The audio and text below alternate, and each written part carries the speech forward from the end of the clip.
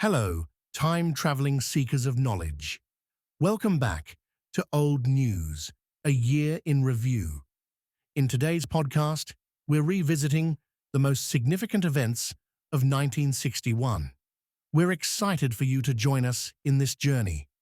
We begin with one of the Cold War's most defining moments, the construction of the Berlin Wall. On August 13th, East Germany, backed by the Soviet Union, began building a wall dividing East and West Berlin. This physical barrier symbolized the larger ideological divide between the communist East and the capitalist West. Families were torn apart, and many East Germans risked their lives attempting to escape to freedom in the West. The Berlin Wall became a powerful emblem of Cold War division and would remain in place for nearly 3 decades. In the United States, 1961 marked the beginning of a new era with the inauguration of President John F. Kennedy. At just 43 years old, Kennedy was the youngest elected president in U.S. history, bringing youthful energy and optimism to the White House. In his famous inaugural address, Kennedy delivered the memorable line, "Ask not what your country can do for you. Ask what you can do for your country," setting the tone for his presidency, which focused on ambitious domestic reforms and a strong foreign policy stance during the Cold War. However, Kennedy's administration faced an early challenge with the failed Bay of Pigs invasion. In April, the U.S. attempted to overthrow Cuba's communist leader, Fidel Castro, by supporting a group of Cuban exiles in a military offensive. The mission was a disaster, and the invaders were quickly defeated by Cuban forces. The failure embarrassed the Kennedy administration and strengthened Castro's regime, driving Cuba closer to the Soviet Union and heightening tensions between the U.S.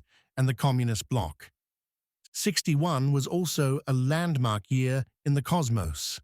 On April 12th, Soviet cosmonaut Yuri Gagarin became the first human to travel into space, orbiting the Earth aboard Vostok 1. Gagarin's successful mission was a major victory for the Soviet Union in the ongoing space race and cemented his status as a global hero. In response, the U.S. ramped up its efforts, with President Kennedy publicly committing to landing a man on the moon before the end of the decade. Just a few weeks after Gagarin's flight, Alan Shepard became the first American in space, flying a 15-minute suborbital mission aboard Freedom 7. While Shepard's mission didn't match Gagarin's in scope, it marked the beginning of NASA's manned program and helped restore U.S. confidence in the space race. In related news, Nestlé and other companies developed the freeze-drying process in the early 1960s, which revolutionized food preservation. This led to the development of products like instant coffee and freeze-dried astronaut food, which became a staple for space missions.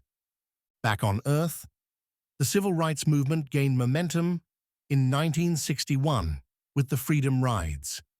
Organized by the Congress of Racial Equality, the Freedom Riders, a group of black and white activists, traveled through the South on interstate buses to challenge segregation in bus terminals. They faced brutal violence and arrests, but their courage and determination drew national attention to the cause of desegregation and forced the federal government to take action, leading to new enforcement of anti-segregation laws. In business, Ray Kroc bought out the McDonald's chain from the McDonald brothers for $2.7 million and took full control of the company, transforming it into a nationwide franchise. And Continental Airlines was restructured under Texas Air Corporation after being acquired by Robert Six, who helped it grow into a major airline, becoming one of the largest U.S. carriers. In sports, the New York Yankees dominated baseball once again. Yankee slugger Roger Maris made history on October 1st when he broke Babe Ruth's long-standing single-season record by hitting 61 home runs, although it came with an asterisk, as the season had been extended from 154 to 162 games. And in the arts, 1961 saw the release of West Side Story, a film adaptation of the Broadway musical. Directed by Robert Wise and Jerome Robbins, the movie became a cultural phenomenon, blending stunning choreography with a powerful story of love and rivalry between New York's street gangs. It went on to win 10 Academy Awards, including Best Picture. Breakfast at Tiffany's also hit the screens. Directed by Blake Edwards and based on Truman Capote's novella, the film starred Audrey Hepburn as Holly Golightly, a young woman living in New York City who is both charming and eccentric. The movie was a commercial success and became an iconic part of 1960s fashion and cinema. Hepburn's unforgettable wardrobe, especially the black Givenchy dress and cat-eye sunglasses, solidified her as a fashion icon. New hairstyles were also popularized in the early 60s by Hepburn with the Beehive and First Lady Jackie Kennedy with the Bouffant. In television was the beginning and ending of two popular sitcoms. The Dick Van Dyke Show debuted while the I Love Lucy series ended, but continued to dominate TV schedules with its reruns. And finally was birth of the literary classic Catch-22 by Joseph Heller, a satirical novel about the absurdities of war and bureaucracy. It quickly became a bestseller and is now considered one of the greatest American novels of the 20th century. Well, that's a wrap on our show. As Winston Churchill once said, those that fail to learn from history are doomed to repeat it. Thanks for listening.